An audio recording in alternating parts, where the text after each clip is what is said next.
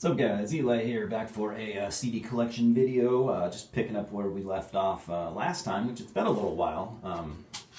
I've just been so distracted by I've been buying so many, just so much stuff lately, too much I think, so I've been doing a lot of new stuff videos, but yeah, back to just a good old fashioned CD collection video.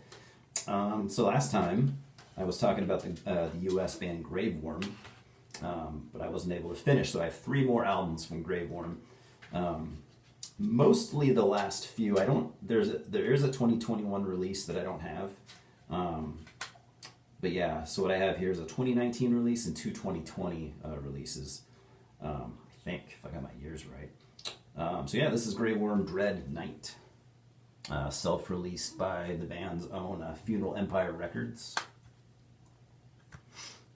Mark Riddick cover art, by the way, which is never a bad thing, right? Sticker, and yeah, I've kind of talked at length about Graveworm, so I guess I won't really go into too much detail. But yeah, U.S. kind of Black Death, doomy metal band, been around since the mid '90s. Yeah, kind of a favorite of mine in that style. They're just one of those bands that they just don't falter. They They don't try to progress or, just old school, Black Death goat metal. So yeah, so now we have 2 albums from, like I said, I believe these next 2 came out last year in 2020. Yeah, so we got Night Creatures, also self-released on the Funeral Empire record label. Very cool cover art, by the way. I love how that one turned out. I don't remember the name of this artist. You might look into it. Okay, somebody that goes by Dahmer. So yeah, very cool. Night Creatures was a good album. I think I prefer this one, the other 2020 album, Funeral Rites. Like I said, they're both good. I think this one struck me just a little bit more. Again, Funeral Empire Records. Very cool. And so that's it for my Graveworm CDs. So moving on past that, we have the newest album from the UK. One of the cooler bands out of the UK in the last 10 years or so, in my opinion. Grave Miasma. This came out on Profound Lore Records. So this band had been a little quiet in the last couple of years, so it was really cool to see them come back with this album. And it's a very good album. I think you're probably going to see this on a lot of end-year lists. If you haven't heard Grave Miasma, there's kind of a murky... the way I'm going to describe them is... there's a lot of bands kind of playing that style, but kind of a murky, very evil... death metal with just maybe a little bit of black metal in there, just enough to, just a little bit of black flavor, but mostly death metal, I would say.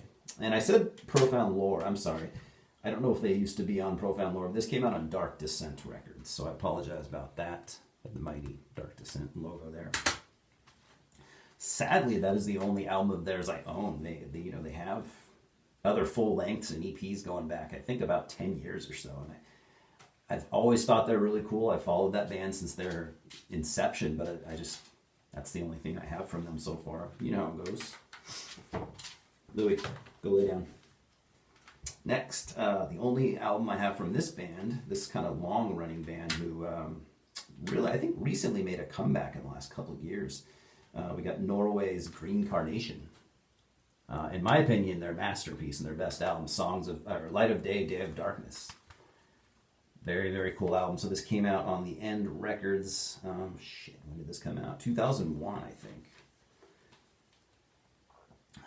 Yeah. So Green Carnation is basically, like I said, from Norway. They go back. This band goes back to the 90s. Total Norwegian veterans in this band. And when I say Norway 90s, you're going to think black metal, but this is. And those dudes have been in black metal projects, if I remember correctly. But this is more of I really never knew what to call it. I think a lot of people call this a doom band, and that's probably not much of a stretch. Doom, kind of a doom band with like progressive tendencies. This is like an hour-long album, and it's just all one song. This is a very progressive thing to do, but they're a very unique band. I mean, I can't even really, as like a comparison or a reference point, I can't really think of. I'm struggling anyway to think of another band that I could compare them to, but really, it's very unique stuff, and you're just gonna have to listen yourself if curiosity kind of strikes you. But like I said, I think this album is a masterpiece and definitely should be heard. If you're a fan of, like I said, I don't know, progressive doom metal, but there's so much more than that. Just unique band. Give them a listen. They have other really, really good albums, but in my opinion, I think this is their best kind of magnum opus. Next, we have from 2018 an album. This band playing a style I don't usually too much go for, but I think this album is really good. Came out on Earache Records. We have Green Druid with Ash and Blood. So they play a doom metal very much like, I'd say it maybe like Electric Wizard, but a little bit more aggressive. A little bit more aggressive than Electric Wizard. Maybe not quite as drony, but they still have those drony elements. I'm not a huge doom guy, but I thought this was a really, really fantastic album. Young band, playing these long songs and just pulling them off really well. If you like doom, if you like classic doom, if you like Electric Wizard, definitely look into it. Very cool band photo right there. And comes with a cool poster on the inside, actually. I think this is pretty rad. Clearly they are a fan of the marijuana, as you can see. Other side, band photo. Very cool. I love when albums come with stuff like this. I think they're from the UK as well. Correct me if I'm wrong. England or Scotland? I could be wrong. But anyways, yeah, if you like doom, I think they had a new album either this year or last year, so they've been staying busy. Definitely look into Green Druid. This next one is a comedy album, which I don't have a ton of comedy albums these days, but this guy was kind of a favorite of mine back around the time that this came out. He's since passed away. I think it was like a drug overdose. But we got Greg Giraldo, Good Day to Cross a River. Came out in 2006, so I had it way back then. I always thought Greg was a really good comedian. You might know him for on the Comedy Central roasts. This guy was almost always there, and he was known for being like one of the most brutal roasters out of all the comedians. Very funny. R.I.P. Greg. Next, we have in a lot of people's opinions, this is a classic sludge doom metal album. Again, I'm not super big into this kind of stuff, but I do from time to time enjoy it. And this is a pretty cool band playing those styles. We got Grief with Come to Grief. Now I always forget where Grief are from. They might be from Chicago. They're definitely from the U.S. Maybe Chicago, but I always forget what city. I could be wrong. Let me know what you guys think, or let me know if I am wrong. But like I said, this is considered by people into doom and sludge. This is a classic album. This came out on Century Media Records back in mid-90s? Yeah, 94. I bought this, I think, earlier this year, and I haven't listened to it in a long time. So, but from what I remember, I've listened to them in past years. I just remember it being very, very heavy, thick, kind of simplistic, nihilistic sludge metal. Like think maybe I Hate God, that kind of sludge metal. I do prefer I Hate God, but Grief are pretty cool. I think they only had like 2 albums before they called it quits, but I'm no expert on this band. But yeah, Grief. If you're a longtime fan of like sludge, you know this definitely. And this video is going kind of quick. I only have a couple left. This band is so cool. I think one of the most underrated bands in heavy metal, really. We got Griffin. They're from here out of the U.S., San Francisco to be exact. This is their second album. This came out in 1986. And to be honest, I don't know which version I have. There are no, I don't know if it's a bootleg. There are no barcodes. There are no like catalog numbers on the spine. I don't know. I think it might be from King Falley's old metal label, but I'm not sure. I can't, because I have a few of his releases. I can't remember if he puts like catalog numbers. I thought that he did, but I could be wrong. So it's either a bootleg or it might be, like I said, this might have came off King's old metal label. But yeah, Griffin.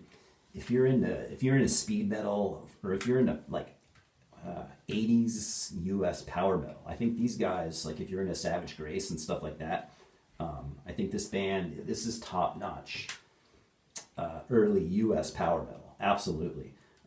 You do see these guys mentioned, whenever someone's kind of delving deep into the classic kind of underrated US bands, you do see this band come up, but I don't think they come up enough. As far as from what I remember, I think they only had the 2 full-length albums. The first one came out in '84, and I really need to get a copy of that, because this band is just so fucking good. Musicianship, songwriting, these guys were on top of their game. They could have done so many great things. I don't know why they called it quits so early on, but you know how it goes. There's countless bands that ended way earlier than they should have. But yeah, look, if you haven't heard Griffin, absolutely look into them. And last but not least, I think I got this album a year or two ago, and I really haven't spent a lot of time with it. I've listened to it a little bit here and there, but this is an Austrian black metal band called Grimnir. This is a 2016 compilation. I think it's got like some of their early demo stuff on there. As compilations usually have. Just really, really, really good raw, not super raw, but raw, grim black metal. Stripped down, old school second wave black metal. That's all I'm going to say about it for now, because I just haven't spent enough time with it. I'll have to maybe throw it on tonight. I believe it was a one-man project, but I could be wrong about that. If you like, if you're a fanatic about, early, kind of second wave sounding grim, fairly raw black metal, you could do a lot worse than Grimnir. So, definitely check these all out if you're not familiar. But I can't stress enough the Griffin album. If you're into early US power metal, if you're into speed metal, you definitely have to look into that band. They are fantastic. So, anyways, guys, thanks for watching. That's all I have for now. I got some new stuff videos coming. I have bought a shitload of stuff in the last couple weeks. Way too much. And a lot of movies. To be honest, my music stack's fairly small, but I've been buying a shitload of movies. But now that I think about it, I think that's pretty common for me in the month of October, as it is, probably for some of you guys too. So, been watching a lot of movies and just been buying a ton. So I can't wait to show you. Got some really cool stuff that we can talk about. So, like I said, thanks for stopping by. And Louis says hello. He's down here. There's the little man. Thank you. Cheers.